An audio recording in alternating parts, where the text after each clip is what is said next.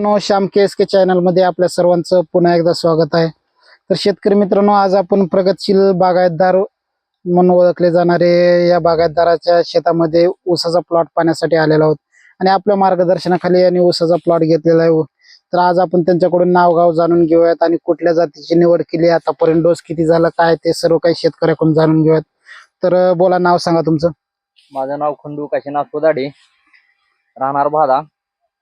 ऊसाची लागवड एप्रिल महिन्यामध्ये केलेली आहे. जात कुठली निवडली तुम्ही?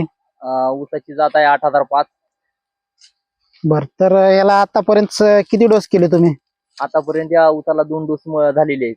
म्हणजे एप्रिल म्हणजे जवळपास 10 महिन्याचा म्हणजे 9 महिन्याचा ऊस झालेला आहे. आणि आता कांडे किती पर्यंत गेलेले आहेत?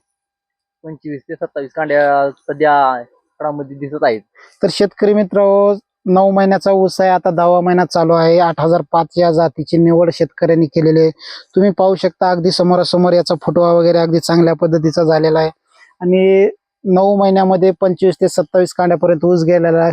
प्रत्येक ऊसाच्या कांडीची साईज वगैरे पाहू शकता, अगदी जाडी वगैरे सगळ्या टोटल ऊसाची जाडी वगैरे एकदम सेम पद्धतीने आहे आणि कांडीची लांबी पण एक जवळपास आहे.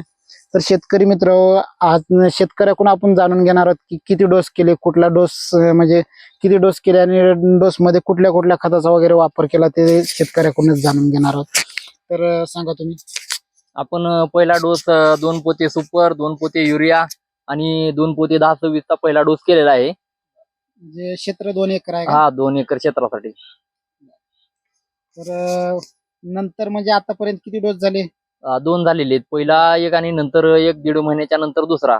म्हणजे दोन्ही डोस मध्ये अंतर 1.5 महिन्याचं हा. दिलेलं आहे. तर दुसऱ्या डोस साठी काय काय वापरलं तुम्ही? दुसऱ्या डोस साठी 2 पोते पोटॅश, 2 पोते सुपर, 2 पोते DAP आणि सुपर अमोनिया 1 बॅग अशा प्रमाणात डोस केलेला आहे. तर शेतकरी मित्र, तुम्ही पण पाहू शकता की अगदी ऊसाला जास्तीत जास्त प्रमाणात खत वगैरे ना देण्यापेक्षा काही शेतकरी असं करतात की एकदा भरपूर प्रमाणात ऊसाला खत टाकतात आणि नंतर म्हणतात की आम्ही एक वेळेस भरपूर खत टाकलेला नंतर काय आवश्यकता नाही. तर शेतकरी मित्र, ऊसाला डोस करते वेळी तसं न करता की तुम्ही 2 ते 3 टप्प्यामध्ये ऊसाला डोस करू शकता आणि प्रत्येक डोस मध्ये कमीत कमी 1 महिन्याचं अंतर असलं पाहिजे. कारण पिकाची जेवढी भूक आहे त्या भुकेपेक्षा एक्स्ट्रा जर आपण खत दिलं तर काही खत हे वेस्टेज जाण्याची शक्यता असते. त्याच्यामुळे जशी पिकाची भूक आहे तशा प्रमाणात तुम्ही खत वगैरे देऊ शकता. तर या शेतकऱ्यांनी प्रत्येक एकरसाठी प्रति 2 गोणी असं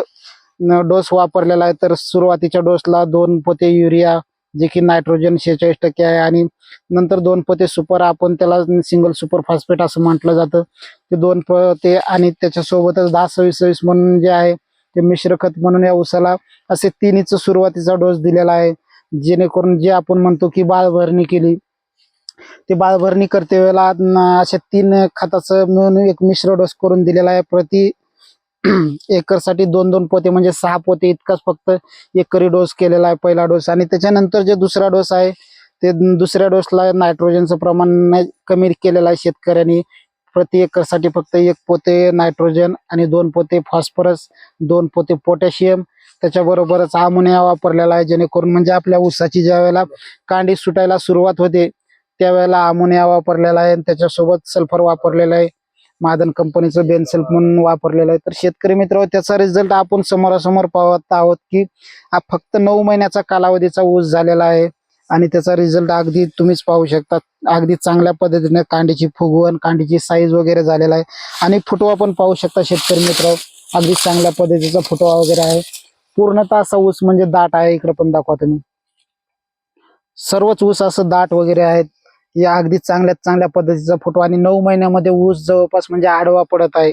कारण याचा विषय असा आहे की जास्तीत जास्त प्रमाणात हाईट झाली, म्हणजे सध्या तोडताना 2 तुकडे करावे लागतात शेतकरी मित्र, अशा पद्धतीचा ऊस आलेला आहे.